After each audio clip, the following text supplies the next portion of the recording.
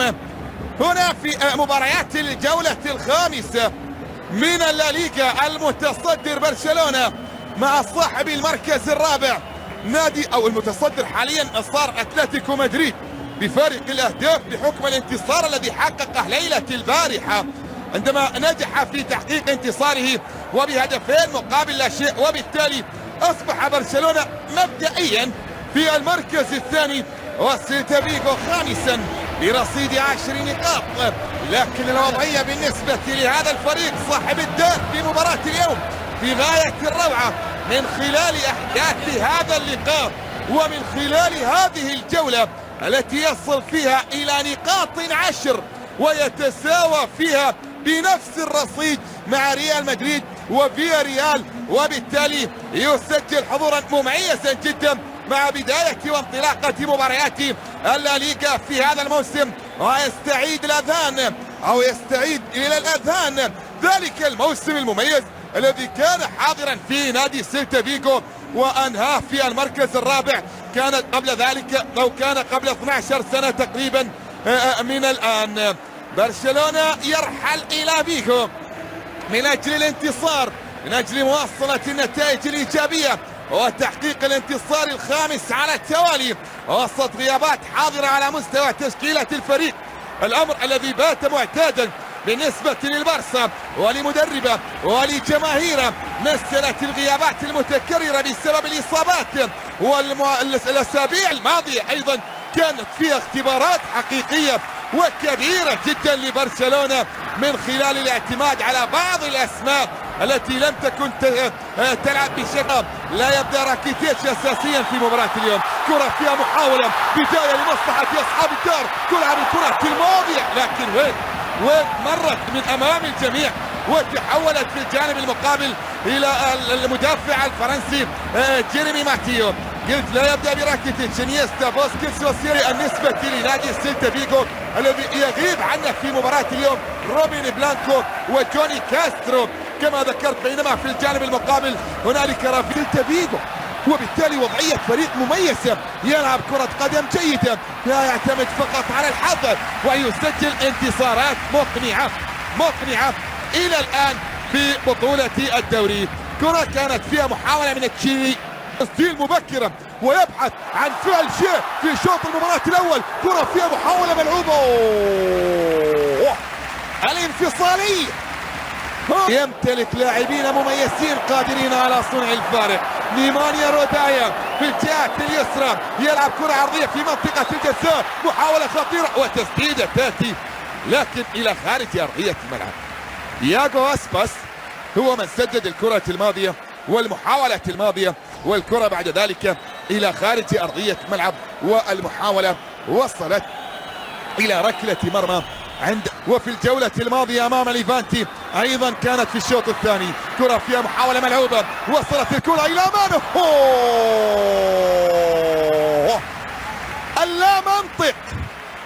اللا منطق مع الرجل الذي ضرب بكل منطق في عالم كرة القدم، كاد أن ينكسر في اللقطة الماضية، والكرة بعد ذلك يخلصها حارس المرمى سيرجيو ألفاريز، والإبعاد يأتي برشلونة بعد التعرض للإصابة في الفترة الماضية. كرة فيها محاولة أمامية تأتي من ميسي ونيمار يسدد، وحارس المرمى سيرجيو ألفاريز يتصدى للكرة الماضية.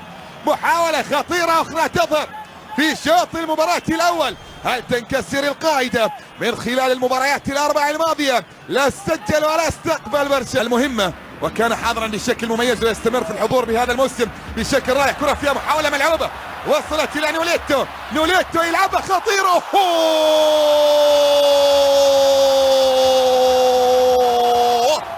ابن البارسا يصطاد الألماني مرة أخرى ويسجل في شباك الحارس شتيجن ويعطي التقدم، يصل إلى صدارة الهدافين ويصل بفريقه إلى صدارة الدوري وسط أفراح مدرجات البرايداس. لم لا وهو اللاعب الوحيد الموجود حاليا في أرضية الملعب، سجل في شباك برشلونة. شوف الكرة الماضية، يا سلام يا سلام على كرة نوليتو بخماسية الآن في صدارة جدول الترتيب على مستوى الهدافين والأندية. واشتيجن مرة أخرى يقع في الفخ، مرة أخرى يضرب بنفسه، لأن هنالك أهداف أخرى قد تكون حاضرة من خلال أحداث هذه المواجهة في اللحظات القادمة. يخطئ بيكيه، عادة مرتدة سريعة خطيرة،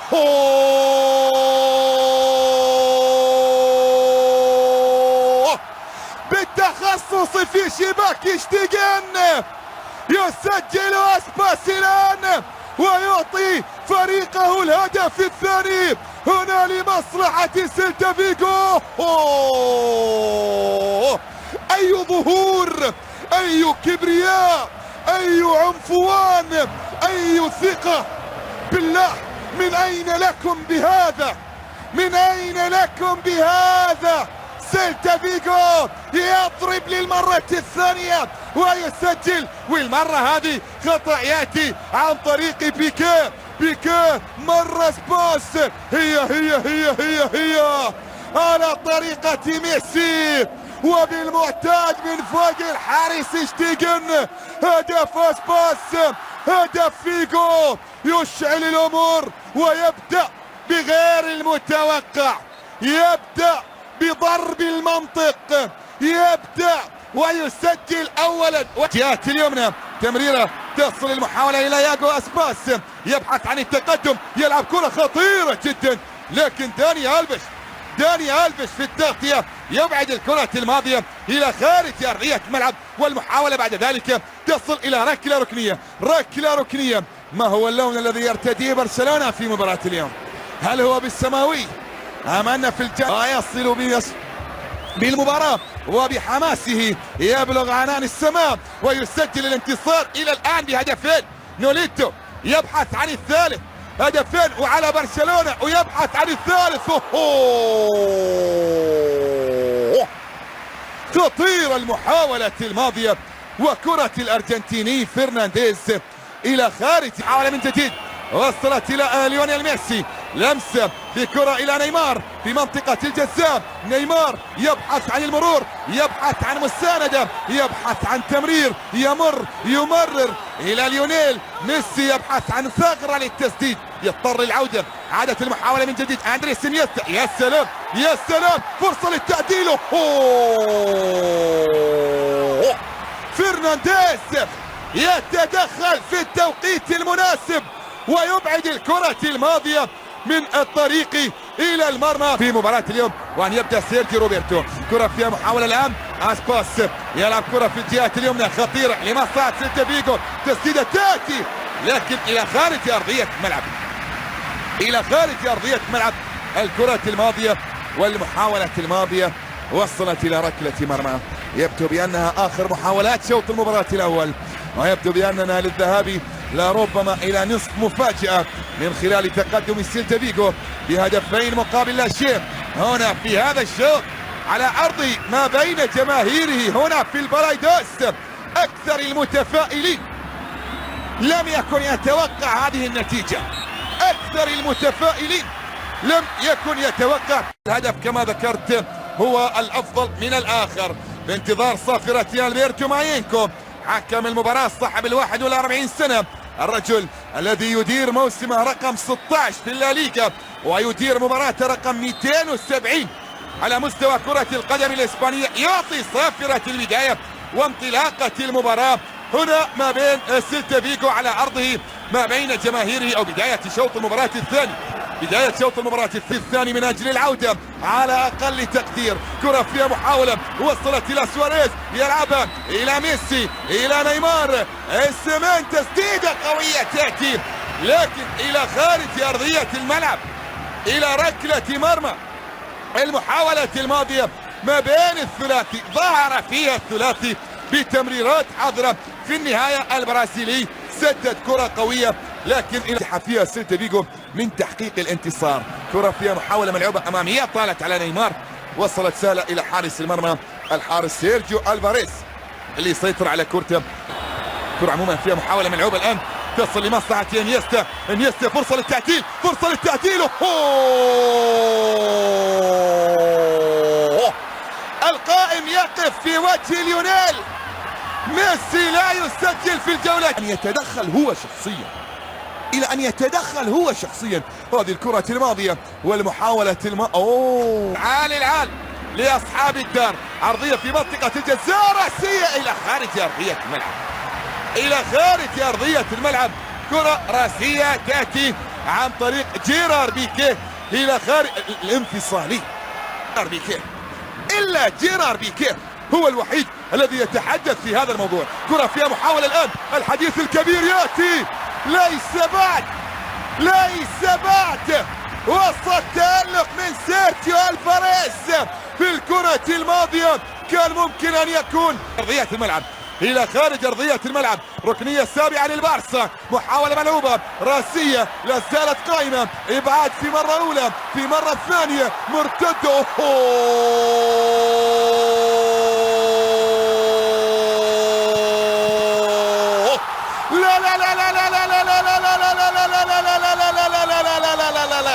اسباس والفيجو، اسباس يسجل ويضع الكرة في الشباك. هدفا ثالثا في مرمى تير شتيغن يستقبل الهدف الثالث، وسيلتا فيجو يسجل الانتصار وبثلاثية نظيفة في كرة مرتدة يضرب فيها سباسمان البرازيلي ألفيش.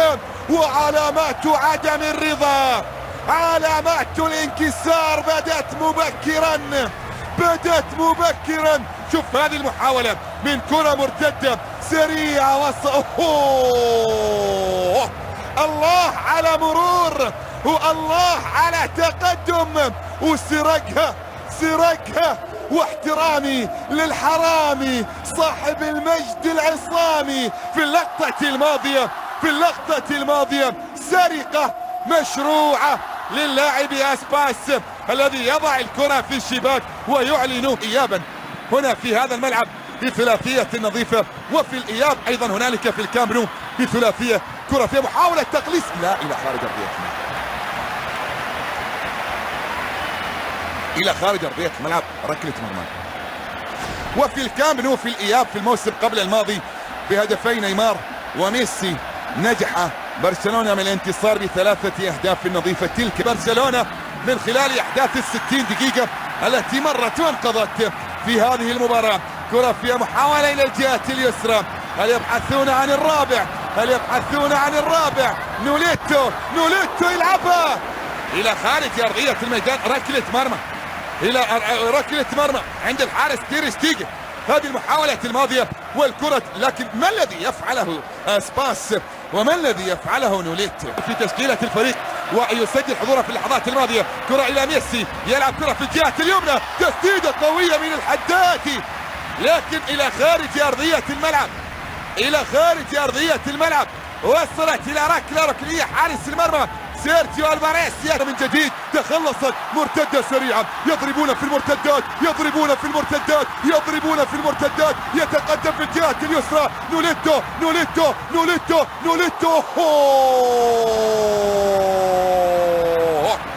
كاد أن يضرب وبالقاضية في اللقطة الماضية، لكن كرته بجوار القائم الأيسر مرت بردا وسلاما على برشلونة، على البارسا في اللقطة الماضية. مرة أخرى نوليتو يلعب كرة، لكن برشلونة بنتيجة التعادل في مباراة، لكن كرة القدم فيها من الإعجاز ما يكفي، وفيها من المستحيل ما يكفي، وفيها سيرجيو ألفاريز في اللقطة الماضية يتصدى مرة أخرى بعد تمريرة رائعة جدا من ميسي، والكرة بعد ذلك يتصدى فيها سيلتا فيجو. كرة ملعوبة في منطقة الجزاء، راسية في مرة أولى، إبعاد في المرة الثانية، عادت إلى منير الحدادي، تسديدة من الحدادي الى خارج ارضيه الميدان. الكره بعد ذلك وصلت الى ركله مرمى عند الحارس سيرجيو الفاريز الخبره، وبالتالي وضعيته صعبه جدا بحكم عمره، لكن يجب ان يدرك تماما بان الامر لا يقبل بهذه الكيفيه. كره فيها محاوله، تاتي تسديده قويه الى خارج ارضيه الميدان. اوريانا سدد الكره الماضيه ووصلت الى خارج ارضيه الملعب، الى خارج ارضيه الملعب. كره بعد ذلك الى ركله مرمى، الى ركله مرمى او هي الى ركنيه، يبدو بانها اصطدمت في احد لاعبي برشلونه وتحولت الى خارج ارضيه ملعب برشلونه بواحده من ليالي البارادوس. كره فيها محاوله ملعوبه، لكن ايضا تاتي بعد ياتي كره بتسديده، لكن حارس المرمى الحارس تير شتيجن على الاخيره قبل نهايه الاحداث. بابلو هرنانديز يدخل الى ارضيه الميدان كتبديل اول في تشكيله سيلتا فيغو. كره فيها محاوله تاتي الان لمصلحه برشلونه، لمسه عن طريق اندريس انيستا في منطقه الجزاء راسي الى خارج ارضيه الملعب. في الكره الماضيه ايضا دانيال الفيش كان يبحث هو عن التسجيل، وكره بعد ذلك شوف التمرير، يا سلام يا سلام على كره جاد تخلصت. صافره موجوده وخطا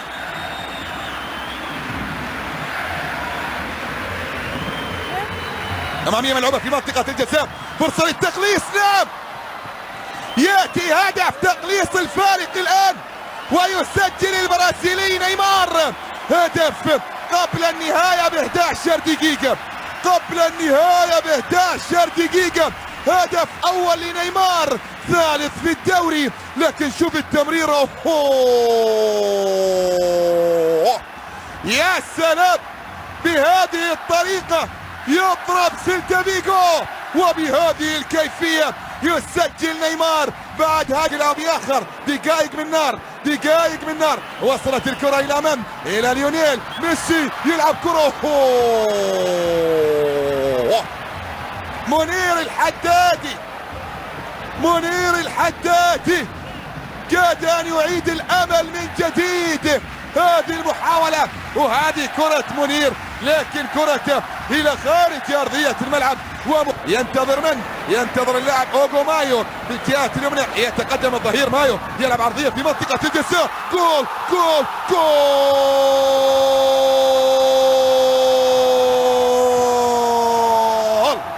خلاص يختم على المباراة جون جيديتي، جيديتي البديل يختم على المباراة بالشمع السماوي، بالشمع السماوي، ويسجل الهدف الرابع، يسجل الهدف الرابع هنا في الكرة الماضية وفي المحاولة الماضية. اوغو مايو يصنع وجيديتي يضرب من جديد.